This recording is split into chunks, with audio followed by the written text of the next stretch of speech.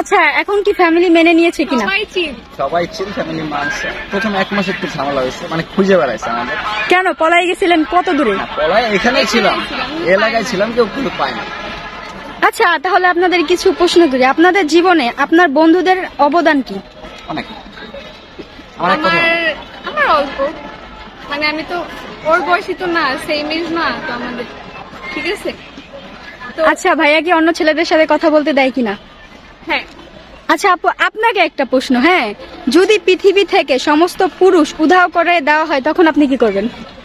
উদ্ধার করে দেওয়া হয়। উধাও করে যদি দেওয়া হয়, আমি সব তুমি সহ, ও সহ, তো ও সহ সবাই, পুরা পুরুষ ও মানে? যেখানে আছে আমি সেখানে চলে যাবো, না, আপনি তখন যেতে পারবেন না, একা চিল করবো।